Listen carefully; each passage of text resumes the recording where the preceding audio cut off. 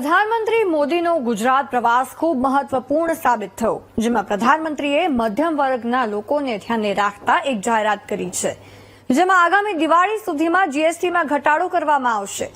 પરંતુ પ્રધાનમંત્રીની આ જાહેરાતે જાણે શોરૂમ માલિકોના ધંધામાં મંદી લાવી દીધી છે, કારણ કે લોકો શોરૂમમાં કાર અને ટુ વ્હીલરની માહિતી મેળવવા માટે તો આવે છે, પરંતુ ખરીદી નથી કરી રહ્યા.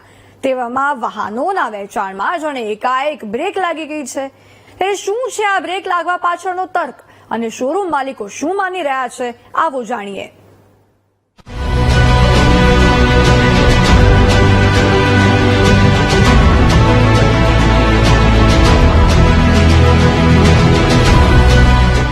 જો તમે વાહન ખરીદવા માંગતા હો તો હાલ ખરીદવાનું માંડી વાળજો, કારણ કે આ દિવાળી તમારા ઘરે ખુશીઓ ભરી દિવાળી સાબિત થશે.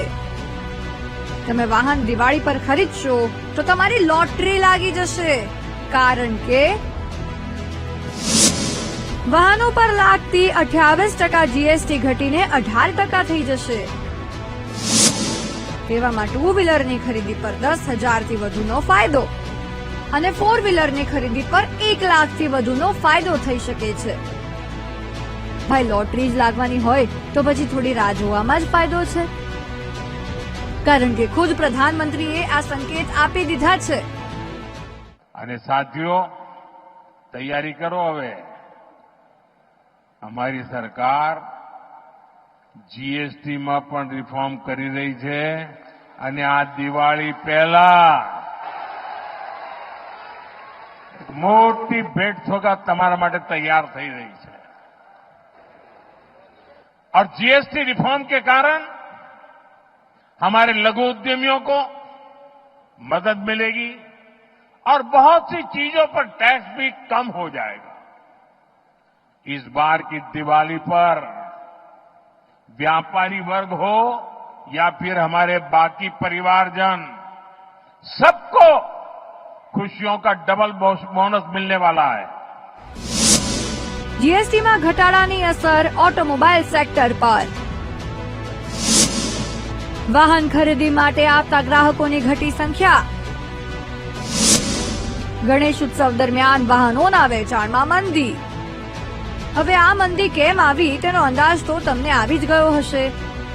છતાં ઓટોમોબાઈલ સેક્ટર સાથે સંકળાયેલા લોકો શું કહે છે, જરા તે પણ સાંભળો. જે ગાડી જે છે એની ઉપર જે જીએસટી 28% ને 1% સેસ લાગે છે, એ ઘટીને પ્રપોઝ એવી છે કે 18% જેવી લાગશે, એટલે 10 થી 11% ઘટાડો એક્સપેક્ટેડ છે. એટલે મિડ સાઇઝ ગાડી હોય જેનું 1200 સીસીથી ઓછું એન્જિન કેપેસિટી હોય અને જેની વેલ્યુ થાય છે ઓલમોસ્ટ 8-9-10 લાખ રૂપિયા, તો એ બધી ગાડીમાં એવરેજ 10 થી 11% કસ્ટમર એક્સપેક્ટ કરી રહ્યા છે કે ઘટાડો આવશે. એટલે એમને સહેજે 50 થી 1 લાખ રૂપિયાની વચ્ચે ક્યાંક એમને ફાયદો મળશે એવું એમને દેખાઈ રહ્યું છે. એટલે ઇન્ક્વાયરી સારી છે, પણ કન્વર્ઝન કે બુકિંગ નથી આવી રહ્યા. એ લોકો રાહ જોઈ રહ્યા છે સરકાર આ કાયદો ક્યારે ઇમ્પ્લિમેન્ટ કરે અને એ પછી એ લોકો એનો ફાયદો ઉઠાવી શકે. એટલે ફેસ્ટિવલ સિઝનની જે બૂમ હોવી જોઈએ એ એકચ્યુઅલી અત્યારે થોડી સ્લો છે. આપણે ત્યાં શ્રાવણ મહિનાથી જ તહેવારોની શરૂઆત થઈ જાય છે. જન્માષ્ટમી ગઈ, હવે નવરાત્રી આવશે. તેવામાં દશેરાના દિવસે આપણે ત્યાં વાહનોની સૌથી વધુ ખરીદી થતી હોય છે. પરંતુ કેન્દ્ર સરકારની જીએસટી ઘટાડાની જાહેરાતે ક્યાંક ને ક્યાંક વાહનોના વેચાણમાં બ્રેક લગાવી દીધી હોય તેવો માહોલ છે. લોકો પૂછપરછ માટે આવે છે, પરંતુ ખરીદી નથી કરી રહ્યા. તેવામાં જો નવરાત્રી સુધીમાં જીએસટીમાં ઘટાડો ન આવ્યો તો કાર ડીલર્સની નવરાત્રી ખરાબ જવાના સંપૂર્ણ આસાર છે. ઓટોમોબાઈલમાં ફેસ્ટિવલ્સ બહુ જ મહત્વના હોય છે. અત્યારે પણ ગણપતિ ફેસ્ટિવલ છે આપણા ગુજરાતના અંદર, પણ અમદાવાદ, બરોડા અને અન્ય ઘણા શહેરમાં ગણપતિના અંદર નોર્મલ એવરેજ કરતા 25 થી 30% સેલ વધારે થતું હોય છે. તો અત્યારે અમે એવું જોયું છે કે 25-30% જે વધારે થાય છે એ તો અટકી ગયું છે, ઉપરાંત જે એવરેજ આવવું જોઈએ એના અંદર પણ થોડો 5-10% ઘટાડો છે. એટલે કસ્ટમર રાહ જોઈ રહ્યું છે કે ક્યારે જીએસટીનું ઇમ્પ્લિમેન્ટ કરીએ અને અમે ગાડી લઈએ. આવનારા ફેસ્ટિવલ હજુ વધારે મહત્વના છે, કારણ કે નવરાત્ર એ તો અમદાવાદ અને સમગ્ર ગુજરાત માટે, દેશની વાત કરીએ તો વેસ્ટ બેંગલ ને એ બધું તો છે જ, પણ ગુજરાત માટે નવરાત્ર એ બહુ જ મોટો ફેસ્ટિવલ છે. એના માટે તો અમે કેટલા વખતથી તૈયારીઓ કરતા હોઈએ છીએ અને કસ્ટમર પણ એ રાહ જોઈ છે. ઘણા કસ્ટમર તો એક વર્ષ રાહ જોઈ છે કે હું નવરાત્રના દિવસે ડિલિવરી લઈશ. તો જીએસટી નું જો ઇમ્પ્લિમેન્ટ ના થાય તો નવરાત્રના ફેસ્ટિવલના અંદર તકલીફ 100% પડશે. નવરાત્રી આવી રહી છે.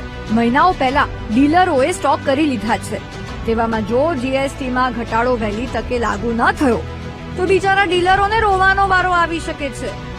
હાલ તો તેમના જણે હૃદયના ધબકારા વધી ગયા છે. તેવામાં કેન્દ્ર સરકાર જીએસટીમાં ઘટાડો ક્યારે કરે છે તે જોવું રહ્યું. કેમેરામેન અજય પટેલ સાથે પાર્થ જાની, વીટીવી ન્યૂઝ, અમદાવાદ.